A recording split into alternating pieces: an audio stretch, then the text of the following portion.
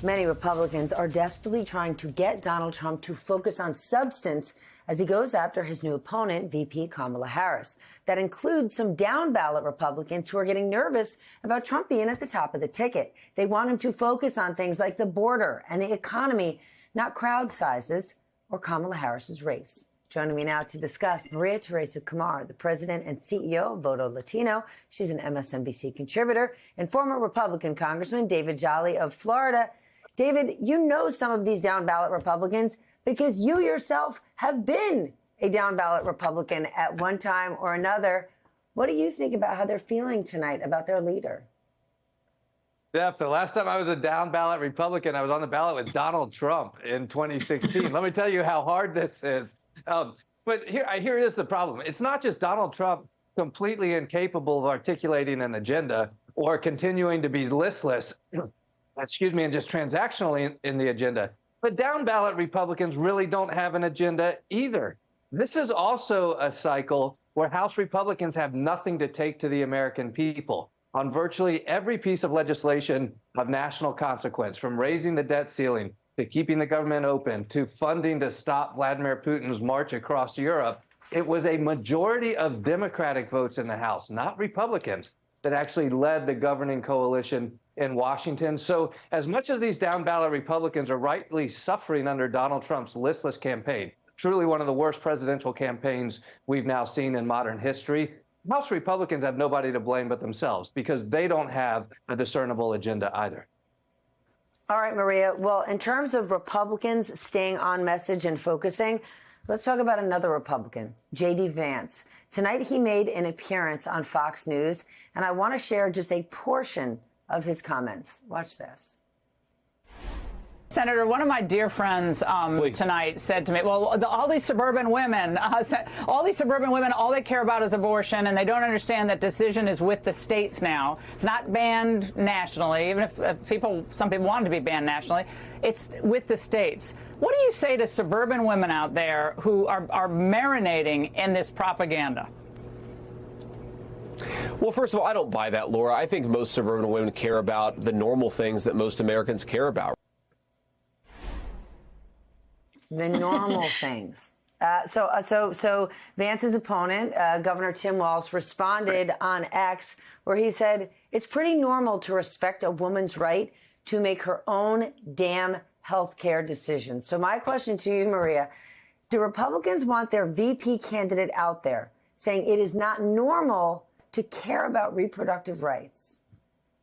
Well, Stephanie, they don't want to talk about reproductive rights, period. The Republican Party knows that this is something that they lose.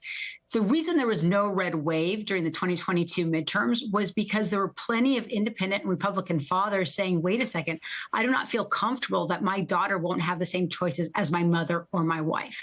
That's why there was no red wave. They don't want J.D. Vance talking about abortion at all.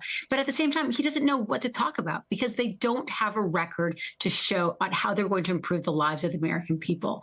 And when Laura Ingraham goes on air and says that we have not taken the rights away, that it all resides on states, on the decision of states, talk to women of Texas, where that state has banned abortion care and women are literally dying and bleeding to death because they're trying to give birth and they just don't have a second shot. Have those conversations with those parents and those children whose mothers are not coming back.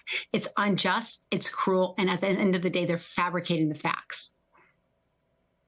David, tonight, our friend Chris Hayes pointed out the very different ways that VP Harris and former President Trump are talking about kitchen table issues and the cost of living. I want you to look at this Kamala Harris ad and then this Donald Trump Fox interview. Here's a side-by-side. She grew up in a middle-class home. She was the daughter of a working mom, and she worked at McDonald's while she got her degree. Kamala Harris knows what it's like to be middle class. It's why she's determined to lower healthcare costs and make housing more affordable. How are you going to make the economy not just the the food and electricity, but bring down the rent prices, the housing prices, so that these kids can survive?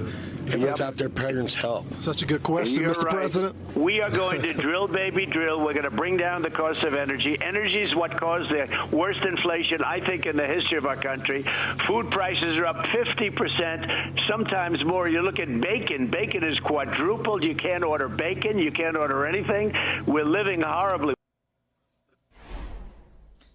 He's going to drill, baby, drill at a moment where we're producing more oil than we ever have in U.S. history. And we also found out today that on Friday, VP Harris is going to announce a call for the first ever federal ban on corporate price gouging.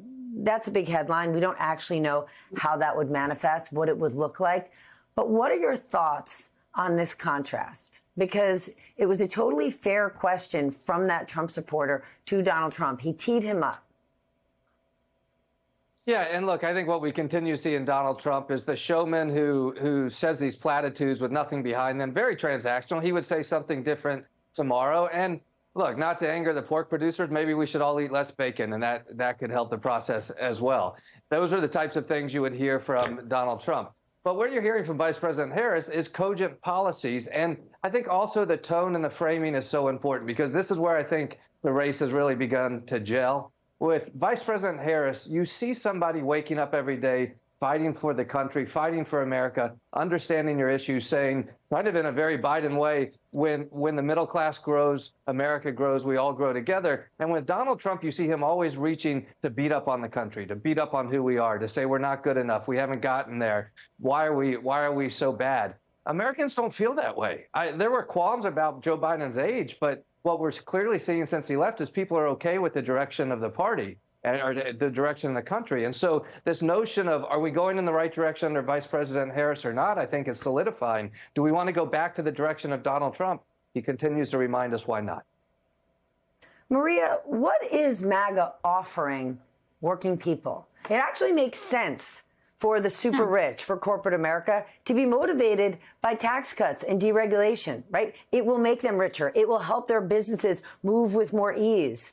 But why would everyday Americans, those who are struggling to get by, why would they care about tax cuts for the rich? What is Donald Trump offering them, the people who are actually in his base? Right. Well, I think for a long time he was trying to say that the reason that they're in this lot is because of the immigrants flying in and taking away their jobs, right? Like that's what he was proposing, and that he was going to basically wipe out all those undocumented immigrants and their life is going to be better. But it's important for us to level. He knows that the Biden policy is so good that today he tried to claim that the $35 cap on insulin and inhalers came from him, that it was his idea.